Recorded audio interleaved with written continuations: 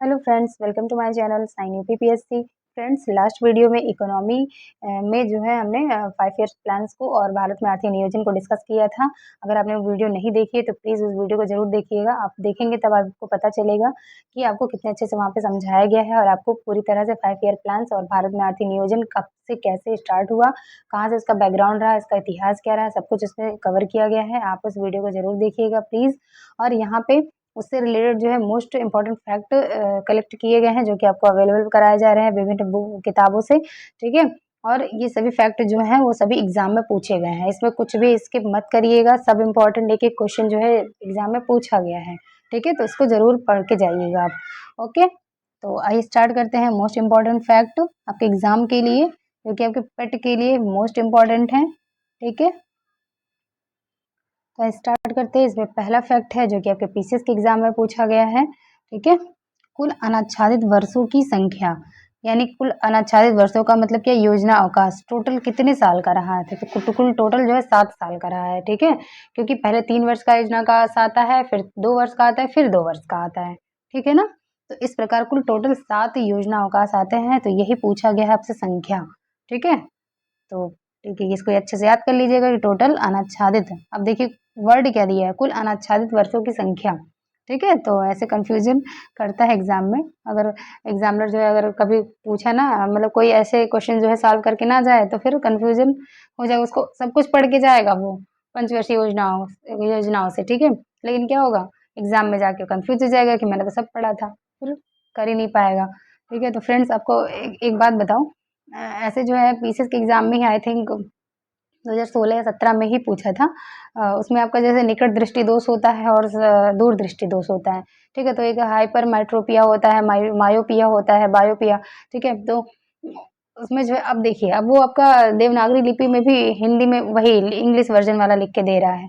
अब जो जो नहीं पढ़ा हुआ है इंग्लिश में वो कैसे कर पाएगा, क्योंकि सबको लगता है कि इंग्लिश में है तो इंग्लिश में देगा और हिंदी है तो हिंदी में नाम देगा, निकट दृष्टि दोष, दूर दृष्टि दोष, ठीक है। तो ऐसे नहीं देता है, ठीक है। तो ऐसे नहीं दिया और मुझे नहीं पता था उस टाइम, तो मेरा क्वेश्चन जो है गलत हो गया था, ठीक है। तो आई होप आप ऐसी गलती ना करें, ठीक है। क्योंकि आपको हिंदी मीडियम वालों के लिए तो यही प्रॉब्लम होती है कि उन्हें इंग्लिश और हिंदी अच्छे से दोनों पढ़ना है, ठीक है। तो कोई नहीं, प्रॉब्लम नहीं है, इसको पॉजिटिव वे में लेना है और अच्छे से करना है, ठीक है। तो वर्डों से मतलब वर्ड्स से यानी शब्दों से जो है घबराना नहीं है, उसको अच्छे से पढ़ के जाना है। ओके, चलिए एक बार अच्छे से जब आप पढ़ लेते हैं तो फिर आपके लिए कोई समस्या नहीं रह जाती है। तो कुल अनाच्छादित वर्षों की संख्या कितनी हो गई, 7। ओके, अब देख लेते हैं कि कब कब रहा। जैसे कि हमने पढ़ा कि जब 3 पंचवर्षीय योजनाएं समाप्त हो गई तो चौथी स्टार्ट होनी थी। तो चौथी स्टार्ट नहीं, उसके पहले ही जो है क्या हुआ था, 1966 से 69 तक में 3 वार्षिक योजनाएं लाई गई थी, 3 वर्षों का अंतराल हुआ था। तो इसको पहली बार कहा गया योजनाओं का, ठीक है। उसके बाद दूसरी बार कब हुआ था, जब चौथी और 5वीं पंचवर्षीय योजना लाएगी उसके बाद, यानी पहले 3 पंचवर्षीय योजनाएं, फिर 3 साल का योजना अवकाश, फिर चौथी 5वीं लाएगी। तो और 5वीं पंचवर्षीय योजना में मैंने लास्ट वीडियो में आपको बताया था कि 5वीं पंचवर्षीय योजना जो है अपने समय से 1 वर्ष पहले ही समाप्त हो गई थी। क्यों समाप्त हुई थी, जब जनता पार्टी की सरकार आई तो उन्होंने यही क्या किया था, 2 वर्ष के लिए इन्होंने ये भी रोलिंग प्लान लेके आ गए थे, ठीक है। तो इस वजह से भी आपका क्या रहा था, योजना अवकाश, ठीक है। तो 1978 से 79 और 79 से 80 के बीच 2 वर्षों का अंतराल रहा, ठीक। उसके बाद फिर जो है 90-91 में, ठीक है, और 91 से 92 के बीच जो है 2 वर्षों का अंतराल रहा, ठीक है। और इस पीरियड में कोई भी योजना लागू नहीं की गई थी, इसलिए इसको क्या कहते हैं, योजना अवकाश कहते हैं। तो ये याद रखना है। ओके, चलिए अगला पॉइंट डिस्कस कर लेते हैं कि 20 सूत्रीय कार्यक्रम की शुरुआत किस योजना में हुई थी। मोस्ट इम्पॉर्टेंट 5वीं पंचवर्षीय योजना में हुई थी 1975 में। 20 सूत्रीय कार्यक्रम कब प्रस्तुत किया गया था, कब लाया गया था, तो 5वीं पंचवर्षीय योजना 1975 में। मोस्ट इम्पॉर्टेंट फैक्ट अभी मैंने आपको स्टार्टिंग में ही बता दिया है, सारे फैक्ट एग्जाम में पूछे गए हैं, इसको आप इग्नोर मत करिएगा। ओके, नेक्स्ट है गरीबी हटाओ का नारा किस पंचवर्षीय योजना में दिया गया, तो 5वीं पंचवर्षीय योजना में दिया गया 1971 में। ओके, गरीबी हटाओ का नारा, ये कई बार क्वेश्चन पूछा गया आपसे, ठीक है। गरीबी हटाओ का नारा किस पंचवर्षीय योजना में दिया गया, तो 5वीं पंचवर्षीय योजना में दिया गया, ठीक। 20 सूत्रीय कार्यक्रम कब लाया गया, तो ये भी 5 पंचवर्षीय योजना में ही लाया गया था, 5वीं पंचवर्षीय योजना में 1975 में।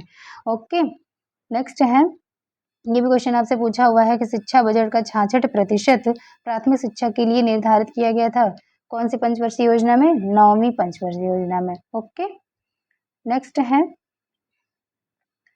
है स्वर्ण जयंती ग्राम स्वरोजगार योजना। ये कब लाई गई थी? 1 अप्रैल 1999 को लाई गई थी। ये 9वीं पंचवर्षीय योजना के दौरान लाई गई थी। ओके, स्वर्ण जयंती ग्राम स्वरोजगार योजना कब लाई गई थी? 1 अप्रैल 1999 को 9वीं पंचवर्षीय योजना में। ओके, नेक्स्ट है हरित क्रांति कब लाई गई थी? तो 1966-67 के दौरान। और इसके अलावा 14 बैंकों का राष्ट्रीयकरण कब किया गया था? तो ये भी 19 जुलाई 1969 को किया गया था। ठीक है, तो हरित क्रांति और 14 बैंकों का राष्ट्रीयकरण, ये दोनों ही कार्यक्रम जो है ये चौथी पंचवर्षीय योजना के दौरान चलाए गए थे। ठीक है, नेक्स्ट है विदेशी सहायता को घटाकर शून्य कर देने का लक्ष्य किस पंचवर्षीय योजना में रखा गया था? तो 5वीं पंचवर्षीय योजना में। टाइम इसका क्या था? 1978 से 79 के मध्य। ठीक है, तो विदेशी सहायता को घटाकर शून्य पे लाने का लक्ष्य कब रखा गया था? 5वीं पंचवर्षीय योजना में। सब पूछे गए। ओके, नेक्स्ट है अभी देखिए, मैंने आपको लास्ट वीडियो में बताया था कि समय से 1 वर्ष पूर्व ही समाप्त होने वाली पंचवर्षीय योजना कौन सी है? 5वीं पंचवर्षीय योजना। ओके, 1978 में ही ये समाप्त हो गई थी, क्योंकि इसका टाइम क्या रहा था? 1979 तक रहा था, लेकिन ये 1978 में ही समाप्त हो गई थी। ओके, नेक्स्ट है लास्ट वीडियो में मैंने बताया था कि 12वीं पंचवर्षीय योजना लास्ट पंचवर्षीय योजना रही थी, तो आपके एग्जाम के लिए मोस्ट इंपॉर्टेंट है। आइए इसके बारे में जान लेते हैं। इसका टाइम क्या रहा था? 2012 से 17। और इसकी विकास दर कितनी रही थी? कृषि एवं संबद्ध क्षेत्र का लक्ष्य क्या रखा गया था? औद्योगिक विकास दर क्या रही थी? और सेवा क्षेत्र में इसका लक्ष्य क्या रखा गया था? तो देख लेते हैं विकास दर कितनी रही थी 12वीं पंचवर्षीय योजना में। तो 8% रही थी। और यह पहले जो है 9 से 9.5% निर्धारित थी, लेकिन बाद में इसे 8% कर दी गई थी।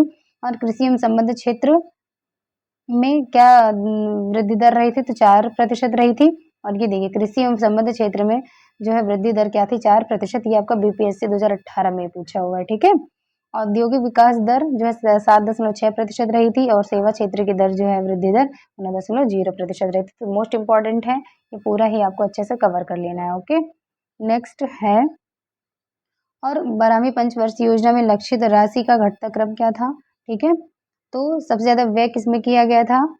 ये देखना है। तो सबसे ज्यादा 12वीं पंचवर्षीय योजना में जो राशि आवंटित की गई थी सबसे ज्यादा किसके लिए? तो सामाजिक सेवाओं के लिए, जो कि 34.7% रही थी। और इसके बाद जो है दूसरे नंबर पर ऊर्जा क्षेत्र में व्यय किया गया 18%। और परिवहन पर तीसरे नंबर पे 15.7%। उसके बाद ग्रामीण विकास पर 6.6%। ग्रामीण विकास पर जो है 6.0 यानी कि 6%।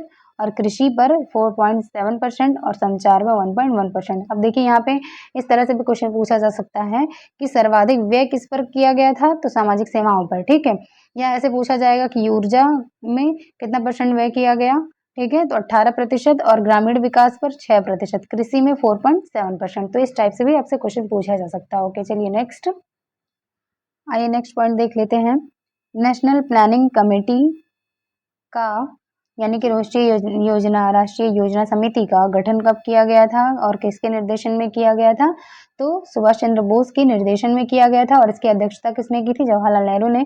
आपको लास्ट वीडियो में भी ये चीज बताया गया था। ठीक है, तो याद रखना है, पूछा हुआ क्वेश्चन। नेशनल प्लानिंग कमेटी यानी राष्ट्रीय योजना समिति का गठन किया गया था जब, तो किसके निर्देशन में किया गया था? सुभाष चंद्र बोस के निर्देशन में किया गया था। और इसकी अध्यक्षता किसने की थी समिति की? तो जवाहरलाल नेहरू ने की थी। ओके, नेक्स्ट पॉइंट है पिछड़े देशों के लिए रोलिंग प्लान का सुझाव सर्वप्रथम किसने दिया था? पिछड़े देशों के लिए रोलिंग प्लान, ठीक है, यानी अनवरत योजना का सुझाव किसने दिया था? गुन्नार मिर्डल ने दिया था। ओके, गुन्नार मिर्डल, नाम याद रखिएगा।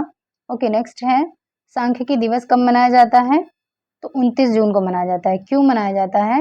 क्योंकि प्रशांत चंद्र महालनोबिस यानी पीसी महालनोबिस का जन्म दिवस होता है इस दिन, यानी 29 जून को। ठीक है, प्रशांत चंद्र महालनोबिस कौन थे? तो ये आर्थिक योजना एवं सांख्यिकीय विकास क्षेत्र में विशेष योगदान दिया था इन्होंने, इसलिए प्रशांत चंद्र महालनोबिस यानी पीसी महालनोबिस को याद किया जाता है। और इनके ही जन्म दिवस यानी 29 जून को ही सांख्यिकी दिवस मनाया जाता है। Okay, next, plan economy for India book के लेखक कौन है? लास्ट वीडियो में भी ये पॉइंट आपके जिक्र में आया हुआ है। तो plan economy for India book के लेखक कौन है? एम विश्वेश्वरैया हैं। इसके अलावा planning and the poor book के लेखक कौन है? ये पुस्तक किसने लिखी है? BS मिन्हास ने लिखी है। ठीक है, एक बार रिपीट कर लेते हैं। प्लान्ड इकोनॉमी फॉर इंडिया पुस्तक के लेखक कौन है? एम विश्वेश्वरैया। और प्लानिंग एंड द पुअर पुस्तक के लेखक कौन है? BS Minhas. Okay, next point है, जोसेफ स्टालिन प्रथम व्यक्ति थे जिन्होंने सर्वप्रथम सोवियत संघ में 1928 में पंचवर्षीय योजना लागू किया था अपने यहाँ। ओके, नेक्स्ट पॉइंट है,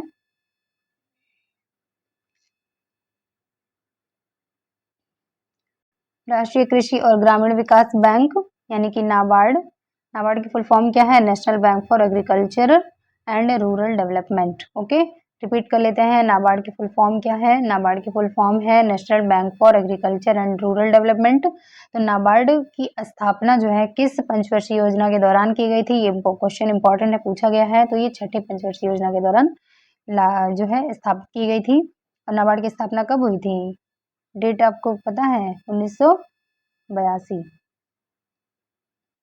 तो आपने पढ़ लिया कि नाबार्ड की स्थापना कब की गई थी? छठी पंचवर्षीय योजना के दौरान की गई थी। इसके अलावा भारत जो है WTO यानी वर्ल्ड ट्रेड ऑर्गेनाइजेशन, ठीक है, विश्व व्यापार संगठन का सदस्य कब बना था? तो 1 जनवरी 1995 को। कौन सी पंचवर्षीय योजना चल रही थी? तो 8वीं पंचवर्षीय योजना चल रही थी। ओके, भारत जो है वो WTO यानी विश्व व्यापार संगठन का सदस्य कब बना था? 1 जनवरी 1995 को, 8वीं पंचवर्षीय योजना के दौरान। ओके, नेक्स्ट है, शिक्षा का अधिकार अधिनियम, ये कब प्रस्तुत किया गया था? 2009 में। और लागू कब हुआ था? 2010 में। ठीक है, तो कौन सी पंचवर्षीय योजना में लाया गया था? ये भी 11वीं पंचवर्षीय योजना में लाया गया था। ठीक है, तो शिक्षा का अधिकार अधिनियम जो है ये प्रस्तुत किया गया 2009 में, लागू हुआ शिक्षा का अधिकार अधिनियम यानी राइट टू एजुकेशन। कब लागू हुआ था? तो 2010 में लागू हुआ था। और किस पंचवर्षीय योजना में? तो 11वीं पंचवर्षीय योजना में। ठीक है, तो शिक्षा का अधिकार अधिनियम क्या कहता है? 6 से 14 वर्ष तक के बच्चों के लिए निःशुल्क एवं अनिवार्य शिक्षा की बात करता है। ओके, तो आई होप फ्रेंड्स आपको क्लास अच्छी लगी होगी और ये सारे फैक्ट्स आपके लिए मोस्ट इम्पॉर्टेंट हैं। तो आप इस वीडियो को अच्छे से देखिए और समझ लीजिए, सारी चीज़ें याद कर लीजिए। तो मिलते हैं नेक्स्ट वीडियो में। आई होप अगर आपको वीडियो अच्छी लगी तो please do like share and subscribe my channel. मिलते हैं नेक्स्ट वीडियो में। Thank you.